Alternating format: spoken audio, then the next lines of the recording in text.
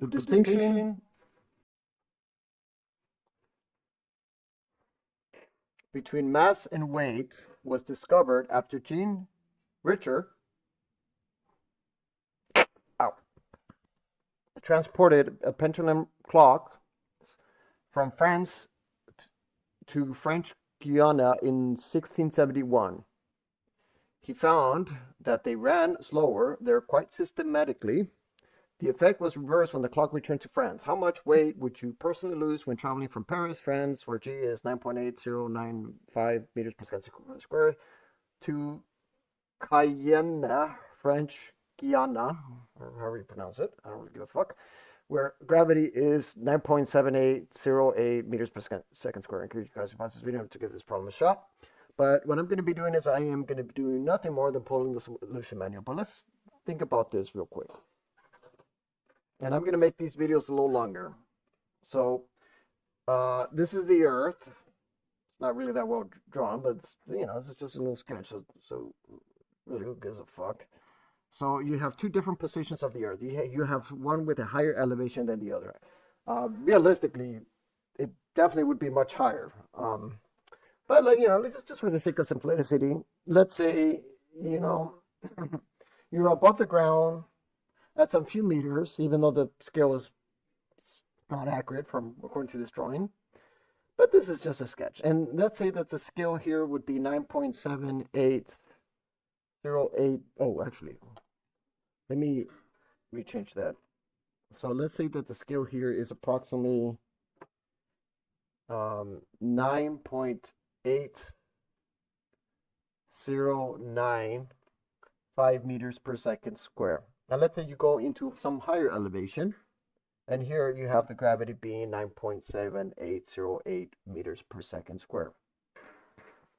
Now, I'm going to go based on the physics, the model that's presented to you guys. Even though I go believe something different, I am a fan of Newton's law, so I'm just going to use that. So the force of gravity is really just the mg. So therefore, the gravity, whatever that gravity is depending on some gravitational constant. I'm just going to throw this out there for you guys. Times the mass of the Earth, and this is a constant, and the mass of the Earth, you can look that up as well, divided by the proportionality of the r squared. So this is what gets you 9.8 meters per second square. Gravity would not approximately 9.8. You can divide by that. The radius. This is a measured value, presuming it's measurable. I mean, pretty accurately. If you have some gravitational constant and you have and you define this to be deceleration, you can put that together and you can get the mass of the Earth. Or you can use the mass of the Earth to put it all together, and then you can get maybe approximately 9.8 meters per second square. Now, realistically, the gravity is not really a constant. It actually changes subtly the higher up in elevation you go. So that means that the farther in altitude from the Earth you go, the lower the gravity. That's a fact, folks. Unless you believe in a flat Earth or unless you're stupid or something. But other than that, this is a given. And we're going to presume that science is pretty accurate and that they do measure this and that the model is, accurate for the most part. I don't know what the margin of error is. I'm not into the scientific field. Or I'm not really an academia type person. But I'm just a guy making a YouTube video. But this is what's, explained. This problem is basically saying that based on the fact that you have different weights,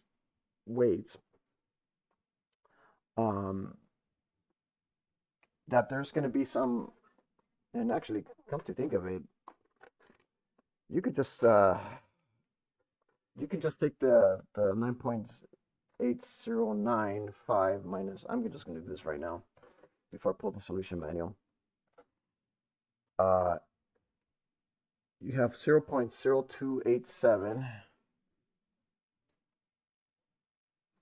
0.0287. If the mass is the same for any part of the Earth, then this would just be this times the mass of the object. So maybe multiplied by 13 amount of kilograms, 0.28. That's not meters, that's mass. Let me check. So that's going to be the mass. All right, let's pull the solution manual. All right, I'm going to pull the.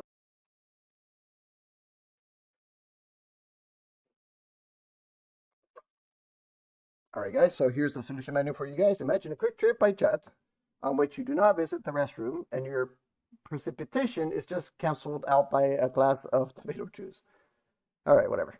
By subtracting MGP, MGC, so that you just get these difference of values. This is what I calculated. So that calculated is 0.0287. So let me put that in the calculator. So I'm going to take 0.0287 multiplied by the mass, and the mass here would be for a person whose mass is 88.7 kilograms, or I guess this will turn into newtons at this point. 87 points. The answer should match up exactly. Well, I guess not. Oh, I guess I didn't put this in the calculator. 0.02. There we go. Yeah, 2.54, round up to 2.55, whatever. It doesn't really matter. A precise balance scale is, as in the doctor's office, reads the same in different locations because it compares you with the standard masses on its beam. A typical bathroom scale is not precise enough to reveal this difference. All right. So, what is it asking? How much weight would you personally lose when traveling? Okay, so if you weighed approximately 100 pounds or 88.7 kilograms, you get maybe approximately 2.55 newtons difference in the weight. So I guess that's the answer.